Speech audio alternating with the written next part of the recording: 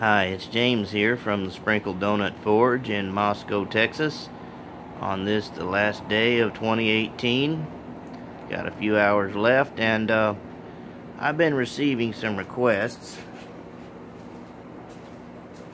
on how to build these slot jaw tongs, or any other tongs for that matter, out of rail spikes.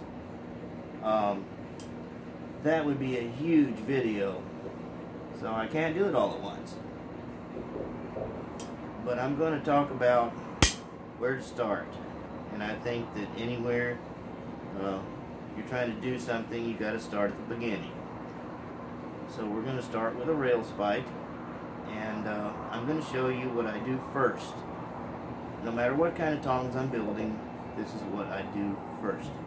So I'm going to pan the camera down towards the anvil, and we're going to get started with this. Alright.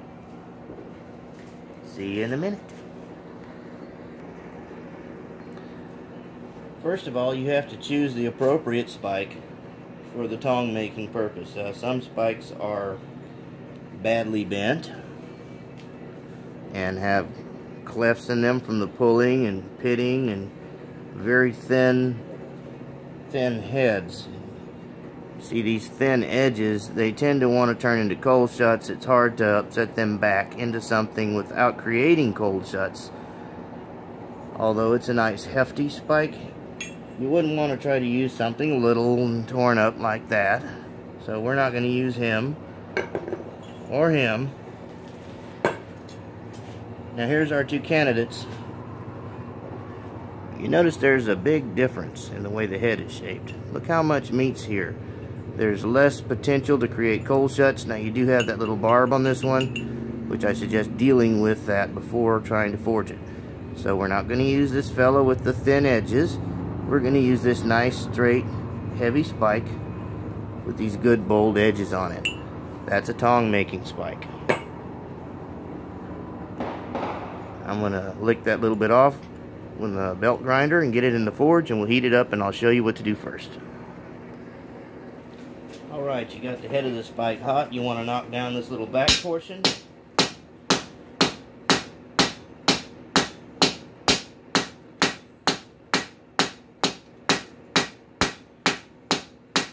Until the line disappears.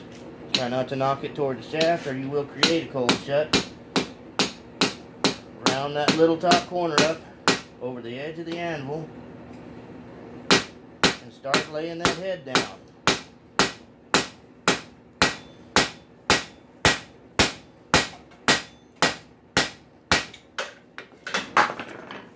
Up, forge.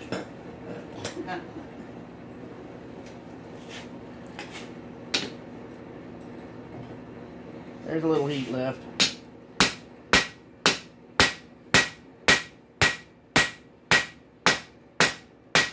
Okay, don't get greedy with trying to get it all out of one heat.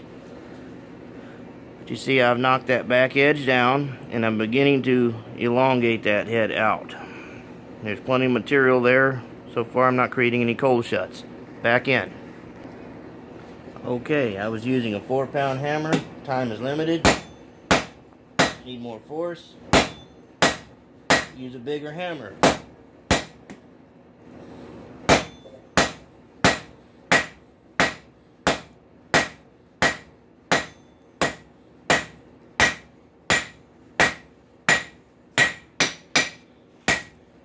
Flip it over.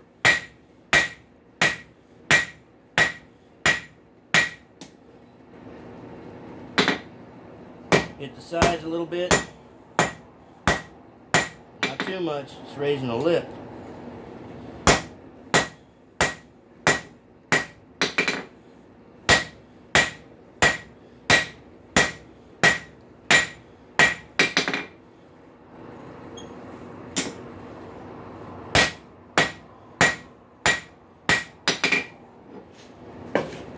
Touch it up with the 4-pound.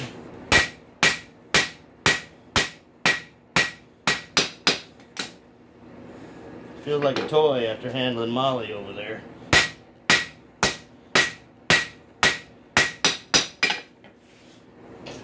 Alright, here's what we got. That head's laid out straight and there's no cold shuts. Here or here. Back in. I'm just going to let you watch me as I square that head up into a rectangular pin, about like a domino, but only skinnier.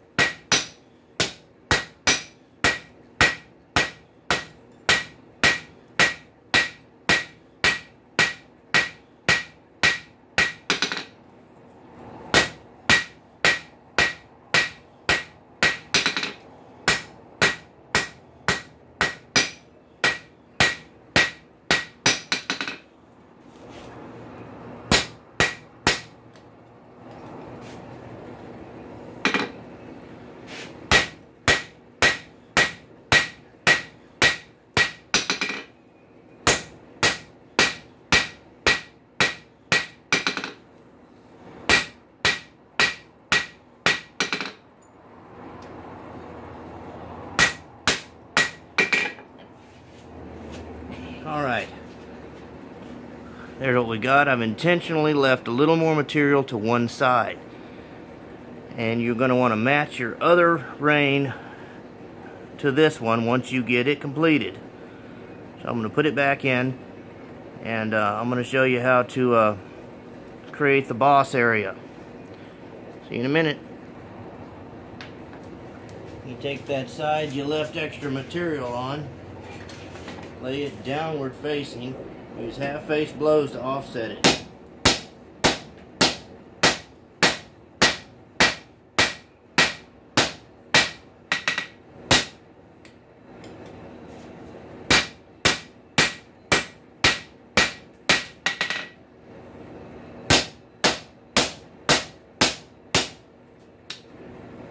That procedure is going to raise a little material. Losing heat fast on the cold anvil.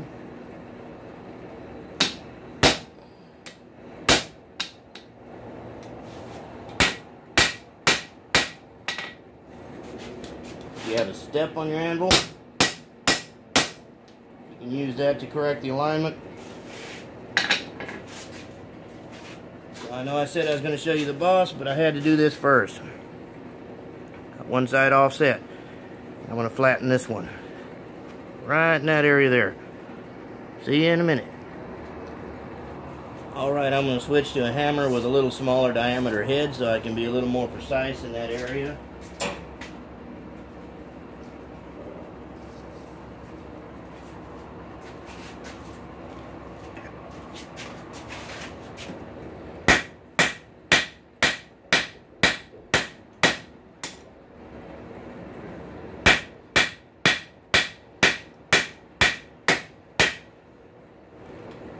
Flip it over.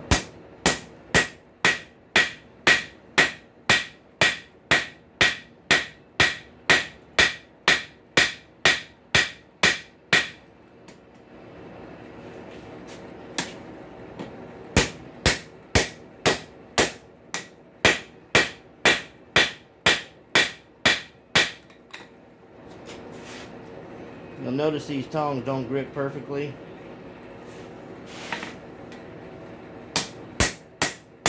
Use what you got. It's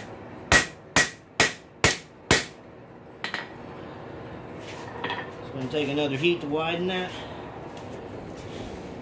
But you kind of see what I'm doing, making that area broader to accept a rivet and a pivot point before this portion gets drawn out.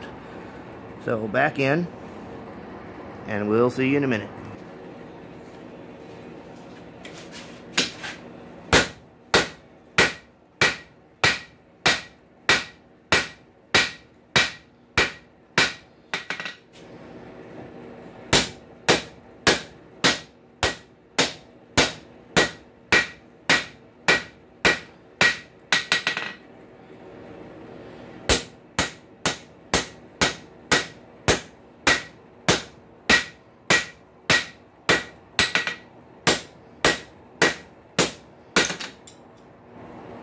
Good catch, good catch.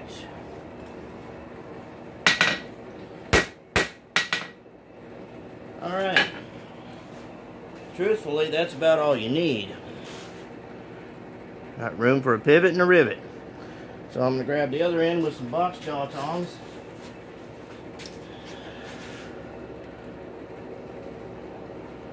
Well, it still fits. And I'm going to get those reins drawn out. The boringest part of all tong making videos. Back in. Alright, we're going to go over the horn to do this drawing because it makes it a little faster. If you don't have a horn on your anvil, do not worry. You can do this on a flat surface. You can do it over the edge. There's a lot of ways to do it. I would say there's a lot of ways to skin a cat, but I'm partial to cats, so I'm not going to say that. So I'm going to go over the horn and start stretching this out.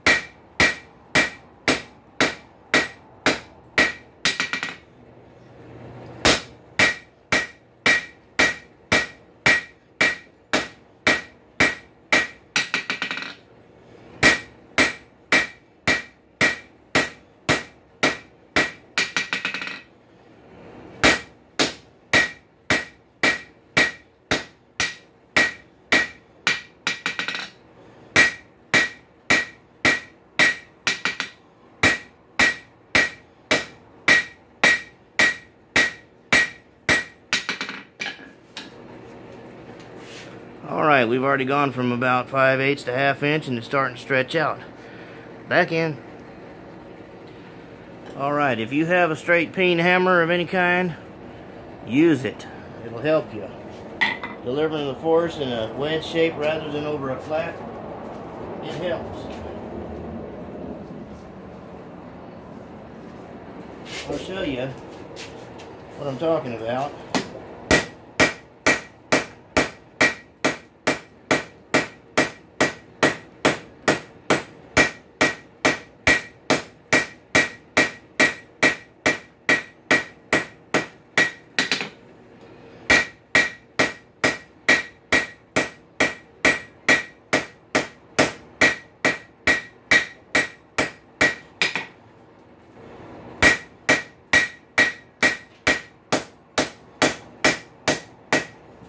That puts a lot of little uglies in there. Let's clean it up.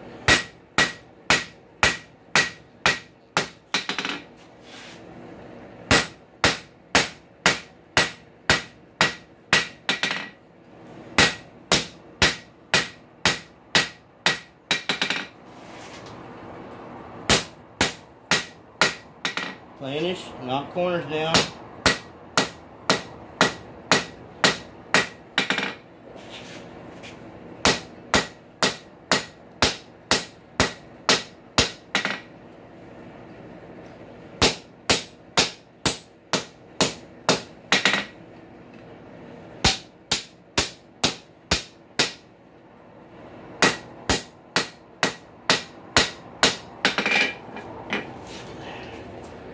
Easy stretching out. Most people wouldn't even know that was a rail spike at this point unless you told them. A lot of drawing out involved. Just be patient. This is what goes into railroad spike tongs. Heavy hammer.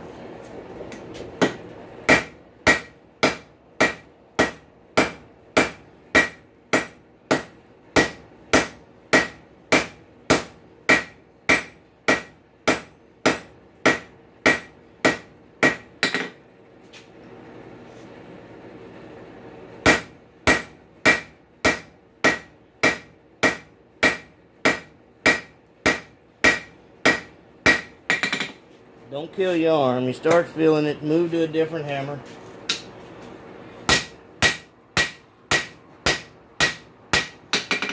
Start knocking some of the lumps down.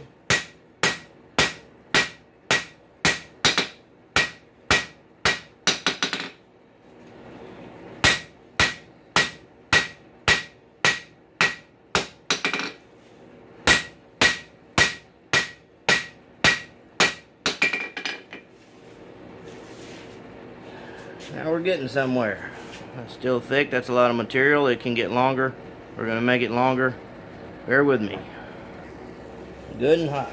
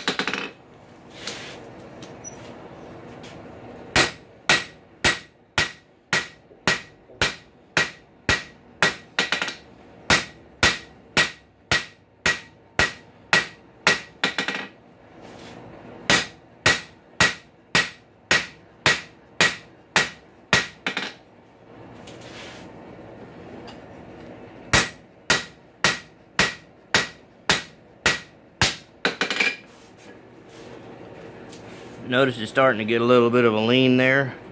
That's good. But this doesn't need to be quite as big in this oval almond shape here. So you can draw a little bit more of this into the handle. And of course, if this one's offset on this side, this one's got to be offset on the opposite side to create that little step. Back in. Alright, coming out.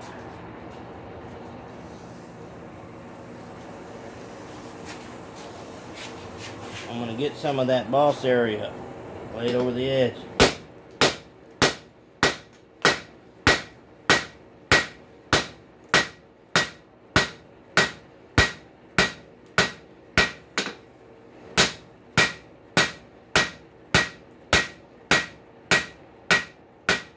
Hit her where she's thick.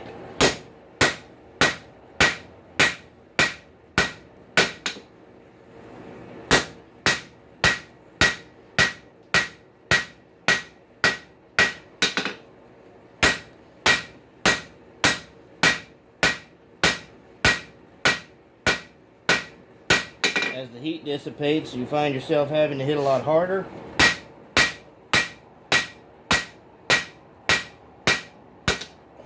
Don't kill yourself on it. Planish while you got a little heat. Keep them corners knocked down.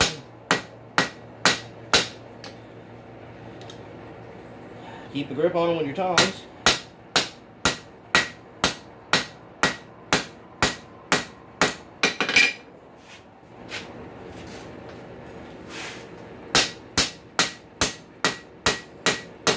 At this point, we're not actually forging or planishing.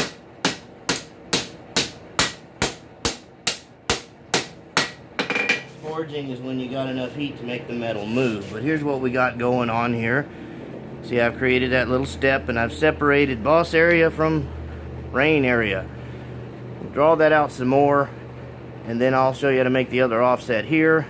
And this is just a matter of patience and how long you want your tongs. I find the slender handles are more comfortable, and be sure to knock the edges down so they don't eat your hands up. See you in a minute.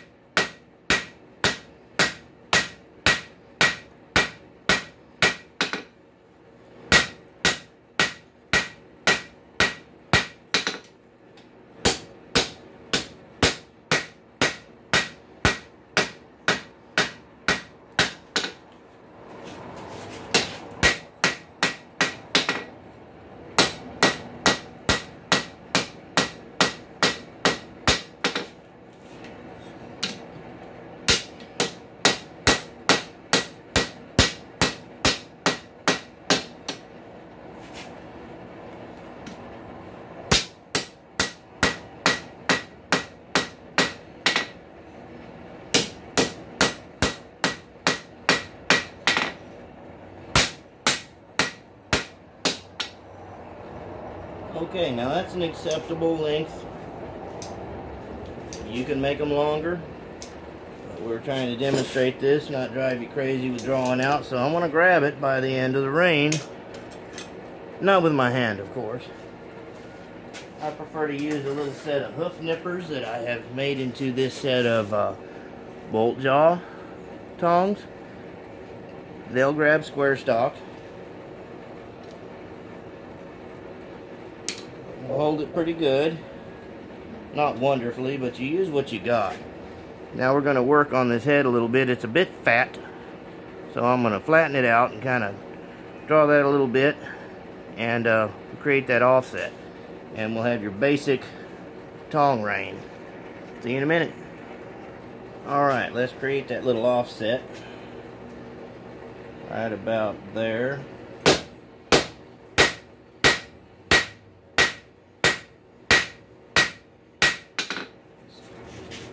Some of that meat drawn out there.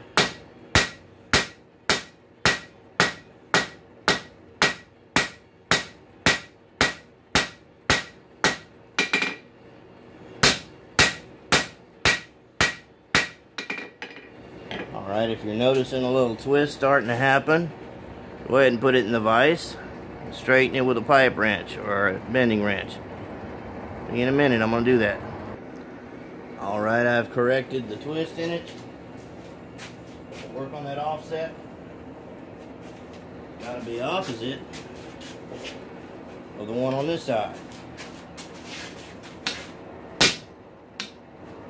Get on the sharp side of the handle and do it.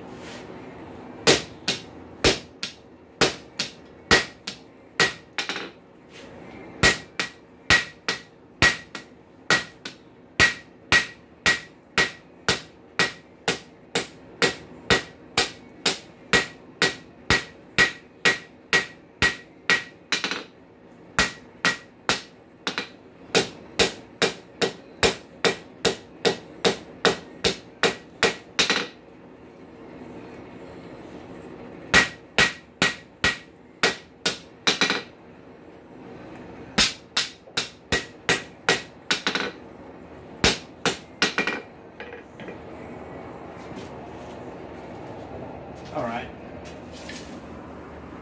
let's switch that off.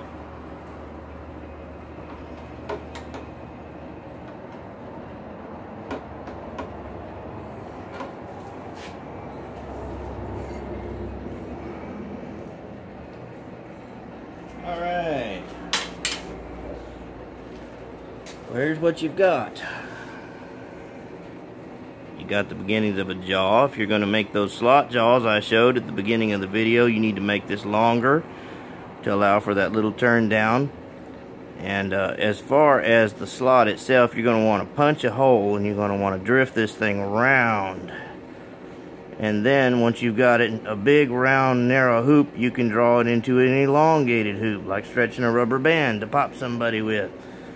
Anyway, you make the other rein exactly like this one. Not opposite, exactly like it. That way when you turn one over, they will oppose nicely. Once you get your holes punched or drilled, whatever you prefer, you can use a nut and bolt to loose fit them. That way you can touch them up, get them aligned with each other. And you can adjust the pitch of your reins. Now these reins will draw out a lot longer than this, but this is a suitable tong half from a rail spike. I hope you glean something from this. And of course, you got to clean up all this depending on how nice you want them. This is made for the 3 F's, form, fit, and function. So if it works, it's not stupid. So there you go, from rail spike to tong rein. I'll show you.